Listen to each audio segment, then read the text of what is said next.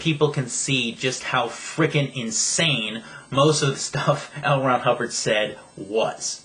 Okay? You want insane? Go ahead and read Science of Survival. You know, I kind of wish John had a few choice quotes from Science of Survival and read them to Tommy here and asked them to explain it to the larger audience. I wish he would have. Furthermore, you know, I kind of wish he would have asked Tommy about the RPF and whether he was put in it. Because if he really was, for all we know, Tommy could have blown on national television, and that would have been the end of the whole thing. Scientologist blows on national TV. And that's the end of the cult.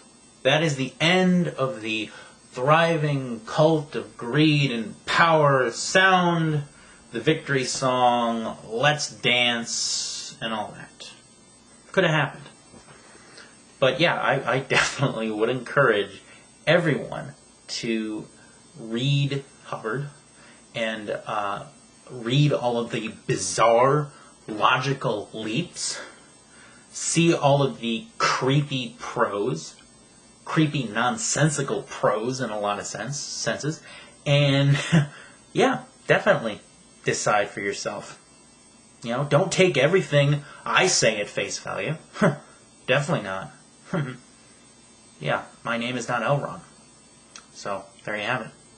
Online at, Scientology.org and see for yourself, make your own decisions about what Scientology is about. And on any subject, people should really find out for themselves what it is rather than listening to cyber gossip or hate mongering, which is really the kind of thing that's going on. On that point, help us to understand something about the church. And this is what this group Anonymous is protesting. They claim that the church separates family members. And there is this... Now listen closely here.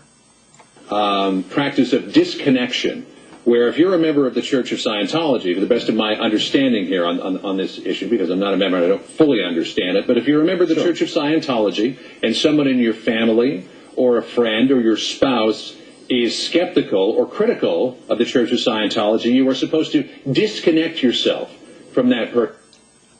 Good job, John Roberts, for asking some tough, direct questions of Tommy Davis. I have to say that I was kind of impressed by John.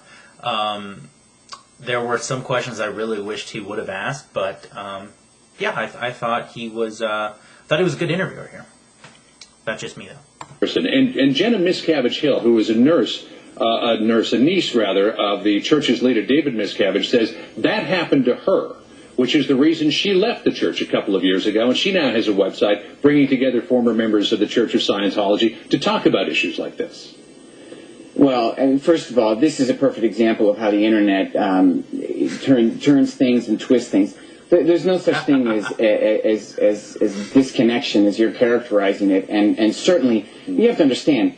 Well, what is disconnection? Scientology is a new religion. You have the majority of Scientologists in the world; they're first generation, so their family members aren't going to be Scientologists and this kind of thing. And Scientology absolutely mandates, and it's really part of the code of being a Scientologist to respect the religious beliefs of others. So certainly, someone who's a Scientologist is going to respect their family members' beliefs. And, what is we consider family to be a building block of any society. So anything that's...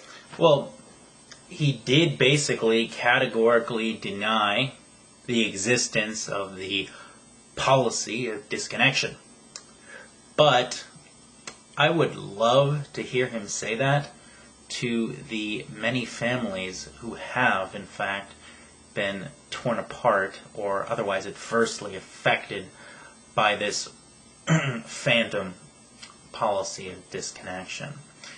One thing I'm glad he didn't do is compare it to a religious retreat, which I've had that said to me many times, and religious retreat?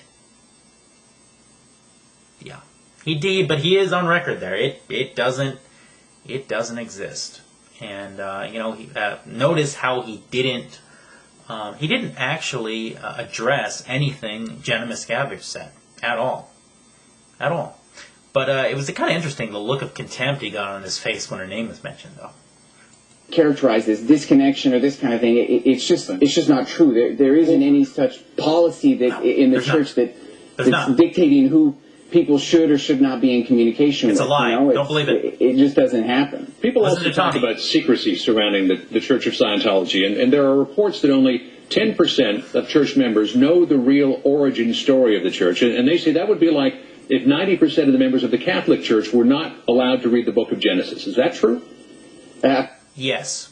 Absolutely not. I mean, it's so untrue. It couldn't be further from the truth. And again, I'll say it again. I mean, the best thing for people to do is they really have to find out for themselves. They can read L. Ron Hubbard, go into an org, visit Scientology.org. It has all the answers. Listen to us. Don't listen to those evil people in the Foxian masks.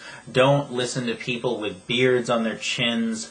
Don't listen to people who hang out with Anonymous. They'll lead you astray, and they'll probably feed you poisonous cookies. Don't listen to them. They don't like epileptics. Don't listen to them. Just kind of doing the Tommy dance there. Let them go on. Walk into a Church of Scientology. There's informational displays that they can go through on their own, see videos about what Scientology is. Or go to the website, Scientology.org, and there's over 82 videos, 3 hours of content that describes what Scientology is, what we believe. You can hear Scientologists talking about their own faith. Right. Well, quickly, it's really that open of an help activity. us to understand here, Mr. Davis, what is the basic belief of the Church of Scientology? Now, this is an awesome question. And my hat's off to John Roberts there. That is a great question. And what will Tommy do with it?